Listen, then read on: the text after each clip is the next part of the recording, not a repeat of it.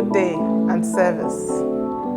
This is GHAMECC at 50 Secretariat reaching out to you. Today we are happy to have Brother Kras Arthur. He's been a stalwart in the association, and so if we are clocking 50, it's only right that we meet him so that he can share some memories with us. Open akwaba eba GHAMECC at 50 jumedi so. Yeah, no. That's okay. Thanks for your time. Can you begin by sharing some of your experience with us as a young chorister? When did you start? Thank you very much. Somewhere in 1972, I started as a young chorister. Wow. And at Asin Fosu, now Asin Fosu Cathedral, Wesley Cathedral, as a choir boy, alto singer. So through it, I learned how to play the keyboard. And by God's grace, I got to where I am now. Whilst I was studying or learning to play the keyboard, our choir master organist left us on transfer. There was nobody to play. Meanwhile, when I started playing, they thought that I was going to destroy the keyboard. So I usually went to the chapel to play when the whole place was quiet. It was in the middle of the town. So it's a farming community. So I went there when the whole place was quiet. And when I heard that people were now coming home from their various places, then I also ran out of the church and then left. Then suddenly, this choir master organist, late Mr. E.B. Ellison, left us. Then here comes our choir mother. Keke, na kama brana bay and fin kakrama henny and fonto and I'm saying when fin where then wobo and things like that. So nice. Now the thing I came face to face with this playing of the organ in the church to accompany the choir.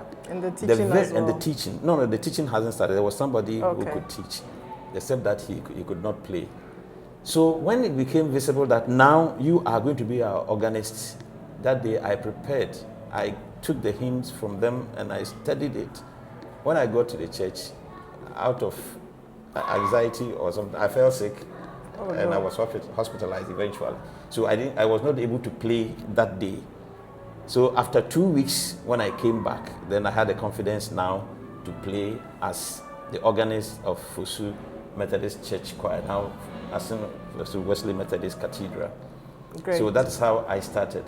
I was there when I heard that the association has started. I didn't know what it is. Then one Sunday, when we closed from church, I think I went to Sunday school, Boys Brigade. I went to Boys Brigade, and when I was returning, I saw a bus coming from Cape Coast towards Kumasi. And I saw Association of Methodist Church Choirs on wheels. So I started waving because I know I'm a chorister. I started waving, and they would be saying, "Hey, a chorister!" And they drove past. So I got to know that something had actually started somewhere, but I didn't know what it was. So that is how I started, and that is how I got to know about the association being started. Great. Thanks for sharing with us. So how has the choir impacted your life? I mean, if you look back. It has impacted my life greatly. I went to a commercial school, Fosu School of Business. When I finished, I wanted to do accounting, and so I went to Institute of Management Studies in Kumasi. Unfortunately for me, I got sick, and I came home. That was even the time I saw Mr. Cole Arthur, now Dr. Cole Arthur. So when I was in Kumasi, I was worshiping at Amakom, and he introduced me to the electronic organ for the first time. Wow. And it was something that I enjoyed playing very well. An awesome experience, I believe. And give me some kind of. So when I came back to Fosu, there was no electronic organ. Fosu Catholic Church had just acquired one. They also didn't know how to operate it. They didn't know how to go about it. And then they came to ask for permission to go and play for them on Easter Sunday. So they gave me their scripts, and the mass was in Latin. So Easter Sunday, I went there to play for them. They marveled. Hey, how can a Methodist play Latin? They didn't know that I was using the staff to play. They thought that I understood Latin and I was playing with them while they were singing. Unknown to them, I was using the staff to play, and it was a talk of the town. After that, I was there, some lady came and said, Matida won a boss in Kuwa Methodist Church, a co school. And I'm so, Munko school be ada. Oh, and see, me, we neighbor Mawa, a butumako, and I'm so, me, I'm a call. Okay. I was there when he called one day through the post office. That time there was no telephone. No telephone. So I was told that I have to go to the post office to go and listen to a call at a certain time. So I went there, and this lady called and said that I'm done with your arrangement. Please come for the interview. I went there, and by God's grace, I got the chance to enter the National Academy of Music in 1981. As soon as I entered, my father died. Oh. So I came home, and there was no hope anywhere. One Sunday after church, Monday, it was a Monday, some elderly person, he was a former education director, he saw me around. KK, why are you home at this time? Aren't you going to school? Then I said, since the demise of my father, I've not been able to raise funds to go to school, so I'm almost dropping out. So what? What is the Methodist Church doing? So his house was there, then opposite that was the Methodist Mission House. So he went there without my knowledge. So I was home when Osofo called me. I said, now if you're more Roman, I can't there on board. And I'm so man, I can't say Roman. Me fear no sniding, them I was with the yarn on no sniding. On no she was an uncle schooler. And I'm so school fees are a problem since I'm a papa baby. Okay, go and prepare. The leaders' meeting has agreed to sponsor your education. Wow. So I went to school, and by God's grace, I finished the diploma in 1985 through the sponsorship of the Fosu Methodist Church Choir. We thank God. So Fosu, glory to be to God that I was a member in that church. And I'm not an Asin, I'm a Fanti. But they didn't consider that you are not a native of this town. But they considered it right and appropriate to sponsor me. That is why I am where I am now.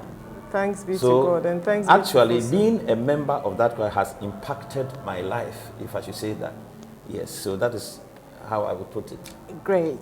Can you tell us about your first national conference? My first national conference was in 1981, just about the time that I entered the National Academy of Music. I was there to peddle songs for brother called Arthur.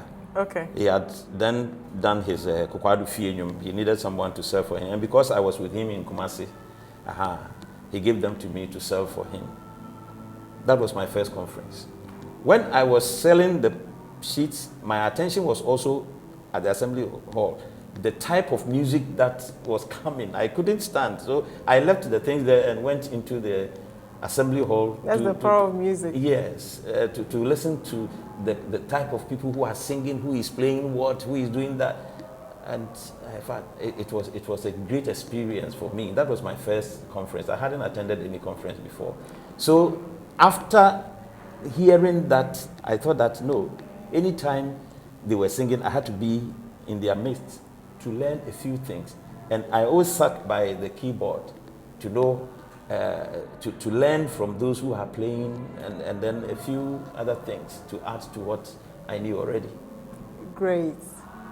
Any memorable occasion or happenings at any of the conferences that you attended? We'll come to when you became the national director, but before then? Before the singing competition, we were playing football.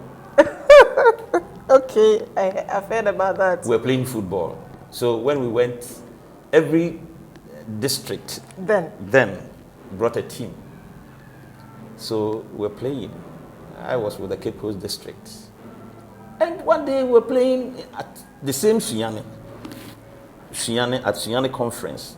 I'm saying the same as if I have said something before, but I will come to that. Yes. Sunyani, when we're playing, then you said, Isaka! How can Isaka be in our midst? So they beat Cape Coast. Cape Coast protested that we had Isaka from this team.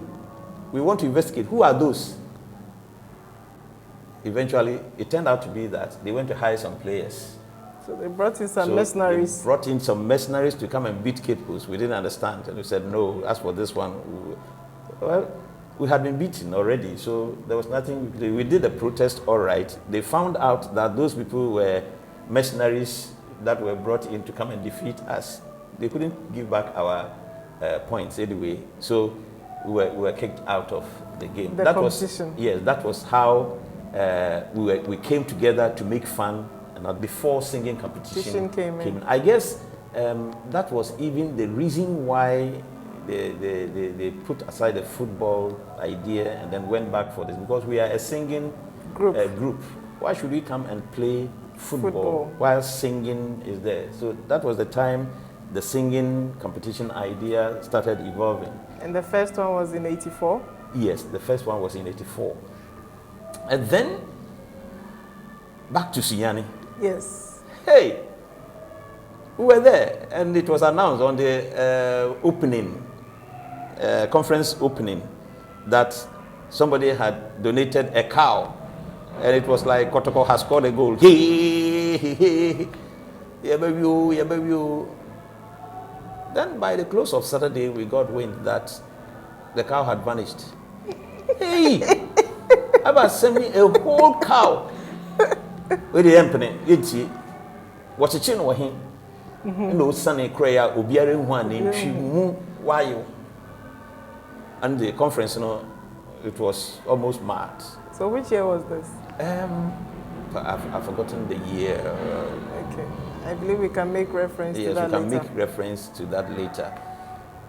That was when Right Reverend Nofori Roxon was the chairman of Sunyani district then. I think when we check, we'll be able to. Yeah. So now let's come to when you became. Okay. As if that was not enough. On the Sunday when we're going to have communion service, I don't know whether Reverend Ofori Roxon had heard about this thing, and he came, and then the text he gave that day was "Take heart." And then he started talking about the missing cow. If you don't take care, you go out angry and things like that. So we should take heart. And it was a big laughter at the communion service. So that was what happened in Sunyani. So everybody took heart, and we all went home. And we went home in peace. In peace. We thank God for Take Heart. So let's come to when you became the National Director of Music. Okay, thank you very much. National Director of Music wasn't something that I was eager to become. I wasn't interested in that position. I had been a director for Winneba temporarily in 1984 when the competition began, a deputy director. And then when I finished, I came to Cape Coast. That was Fusu, so Cape Coast district, and then they made me the director of music. Cape Coast was not doing well those times. So by God's grace, when I became the director, I was able to bring them up, and they placed fourth. Okay. So that time, they used my song, Nyame Osahen, for the singing competition. That is the marching song, and Krasata's name became the talk of the town. So that was when everybody started looking for my pieces. Okay. So let me say that I had become popular then. So at Kumasi conference, this Takwa thing had happened when Brother Kobina Bidin decided to single-handedly be the sole judge of the singing competition, even though they had advised him against doing that. He said he would do it. He did it, and something happened unexpectedly. So at Kumasi conference, the executive decided he should step down. I was somewhere under one of the mango trees selling my song sheets. When they came to tell me that brother Ms. Robertson is looking for you, me, I didn't want to go because I thought that I had actually done something wrong because I should have been somewhere and I am here selling my. So I thought that because I have broken a rule, that's why they were calling me. I didn't want to go. A second person came. Hey, Papa, ne se come Brazil see I will here. Well, electoral college. And I'm saying, electoral college. Make it then. Then before the second person left, a third person came. I thought I didn't know the man was standing somewhere and could see and could see me. He saw that I was reluctant to come, so he sent a third person to come to me. So I left everything and went. Hey, Kras, go to the electoral college. Say, go to the electoral college. He wouldn't allow me to ask him questions. You know, Ms. Robertson, excuse me to say, a bully type of man or person. So he pushed me to the electoral college, and when I went, eventually I was given the Deputy National Director of Music. I did not vie for it. I did not campaign for it. Nothing happened. And I became the National Deputy Director of Music for 1 term. Then again, the National Director of Music, 1996, I saw my name in the dossier. I wasn't the one leading. Brother Akwa Harrison was leading, and I came second, and then the rest followed. So definitely, I thought that, oh, if anything at all, Brother Akwa Harrison will be the winner, then we were full, because then he was my lecturer. At that time, he was my lecturer. So, in fact, I wasn't too happy becoming the director of music, while my lecturer would be my deputy. So I prayed that he won, and then I would be his assistant. Unfortunately, the other way, what happened was that Akwa Harrison didn't even place. I was the first. Semafu came second, and then Sechibedu and others followed. Akwa Harrison was taken out completely. In fact, it wasn't a pleasant news to me at all. So that's how I became the National Director of Music. And during our time, we served 2 years for a term. And I had the opportunity to serve 2 years, 2 years, 2 years, 3 consecutive terms. So I was National Director of Music for 6 years, and then a Deputy National Director of Music for 2 years. So I served the national office for 8 years consecutively. Wow. Well done. So what would be one significant thing that you would want to share with us during your tenure as the National Director of Music? During my tenure as a National Director of Music, I saw that I was working with a group. There was no point in lording it over the group. Brother Sechibedu, for example, now Professor Sechibedu is a professor in English. No wonder. During that time, I saw that kind of thing in him. My brother, you will write my report for me.